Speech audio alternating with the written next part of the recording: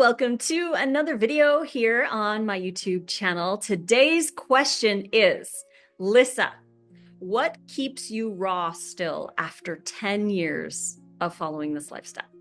Let's chat about that in this video.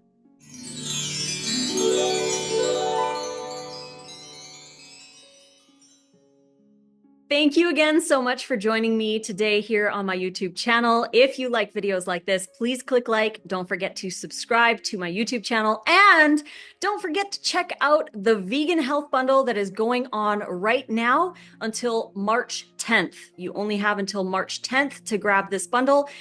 You're getting over 80 downloads valued at over $5,400, including 8 contributions from Nate and I. We've contributed my brand new Align and Awaken Affirmation Meditation Challenge. Nate contributed his brand new, never before released Smoothie Solution ebook. It's almost 350 pages worth of info. There's 45 recipes in there.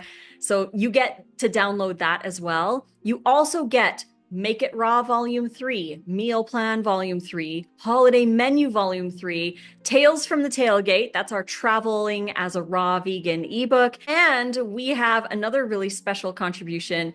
It's access to watch our video class on how we prepare raw food for 2 people in about an hour, first thing in the morning. So we make breakfast, lunch, and dinner for Nate and I on video, so you can watch us do it in real time.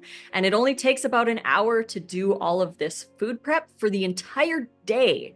Only an hour for 2 people. So that's 6 meals in an hour. And we shared this as well in the bundle. So when you buy the bundle, you get access to watch that video, and the recipes are included as well in that PDF. So go check out the bundle, because for $49, you're getting all of that content plus all the stuff from other people. There's other raw foodies in the bundle like Chris Kendall, Raw Chef Yin.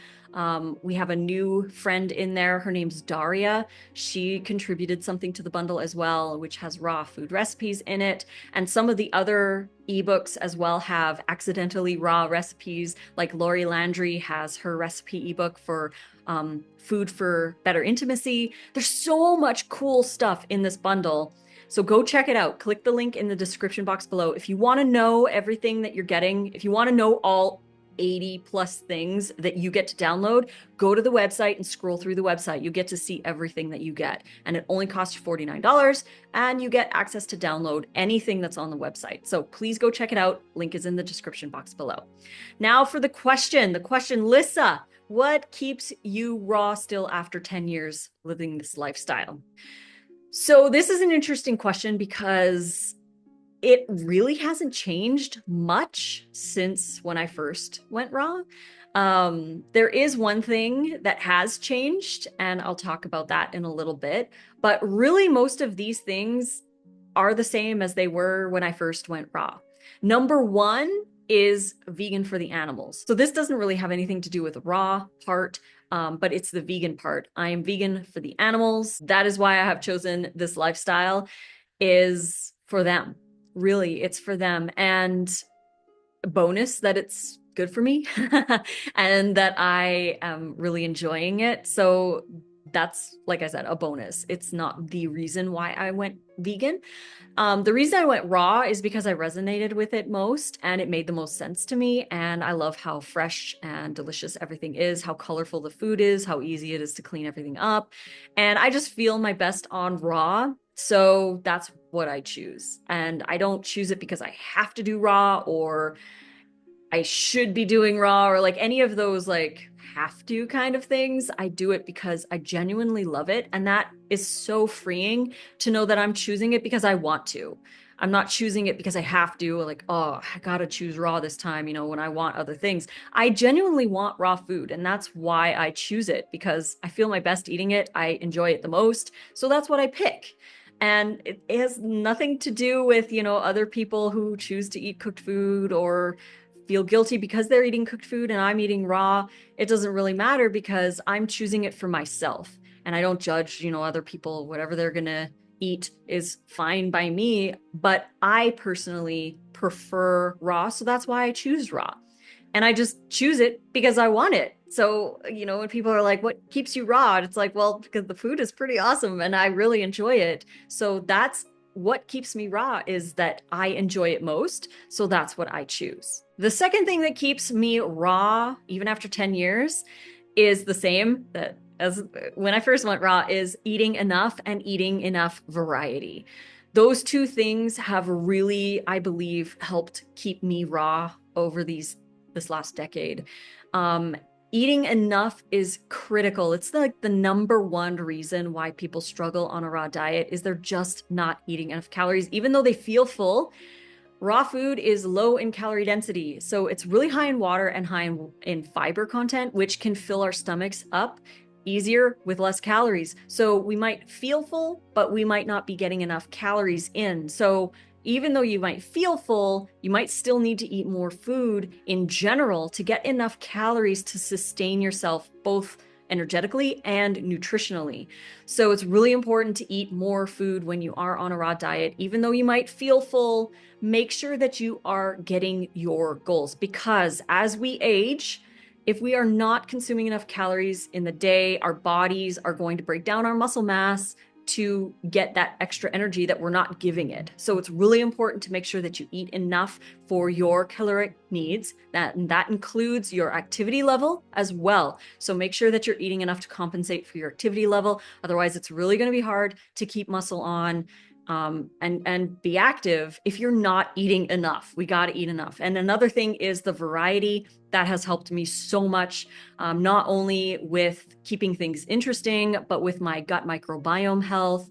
That has dramatically improved over the years by adding more variety of different things in and keeping a balance between fruits and greens and sprouts and herbs and spices and just having a good variety of everything, I believe has really helped me to stay raw long term. The third thing is how I feel. I feel amazing on this diet. I love, again, the variety. I love the abundance. I love the flavors. I love that I can use so many spices. And yes, you can obviously get that from cooked food too, but I prefer it raw. So I love how I feel. I love how my body has shifted and I prefer it, as I mentioned in the first tip. I just prefer to eat raw and I really enjoy it. And sometimes I'll look back on where I was over 10 years ago. So right now I'm 45. I went raw when I was 34. And I look back at my 34-year-old self and I wonder, what if I never changed? What if I didn't make those choices? Where would I be today? How would my health be?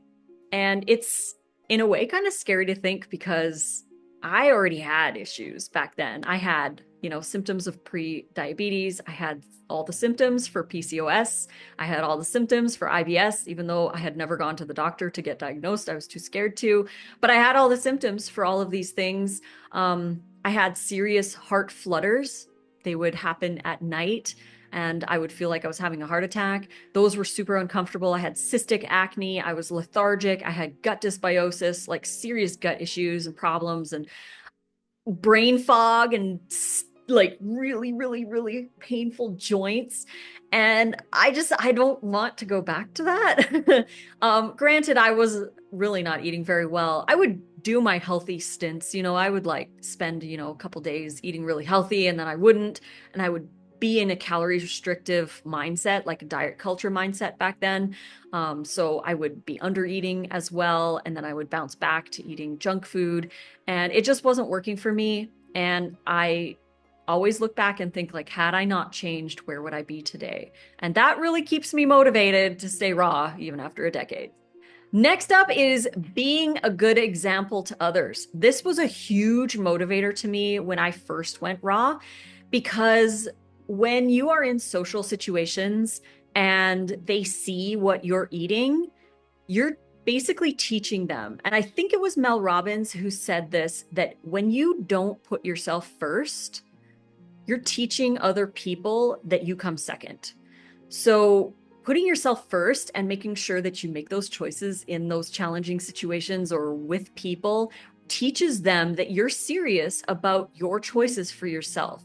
And I noticed this over time. Like when I first went raw, people weren't really convinced that this was like what I was doing for long term, because I would go raw for like 3 days and then I'd go back and then I'd go raw for, you know, for the first 10 years, between 2004 and 2014. In that period of time, I went raw like hundreds of times. I'd be like, I'm going raw. And then I'd do it for a couple days and then I would cave in, or my ex's mother would make like some Italian dish or whatever and convince me to eat some of it. And I would cave and I would eat it. And I was training them really that if they ask enough times, I will say yes eventually. And they knew that. So all they had to do was keep asking. And eventually I would say yes, and I would just eat that.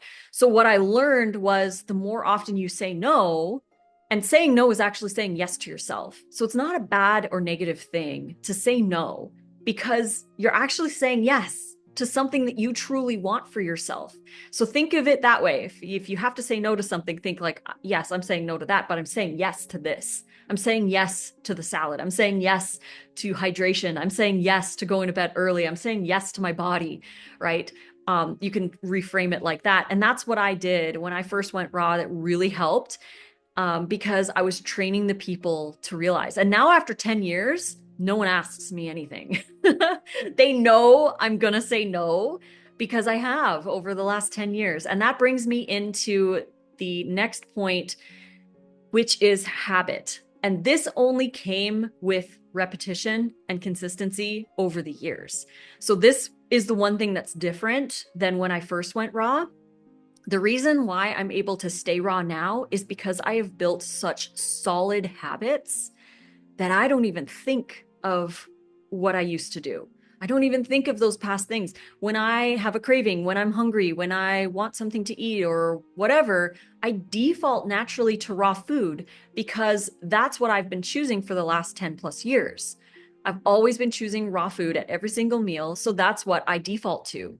And when you change your habits in the beginning, it's really challenging because you're at the starting point where you're dealing with all of these past habits that you've built over the years.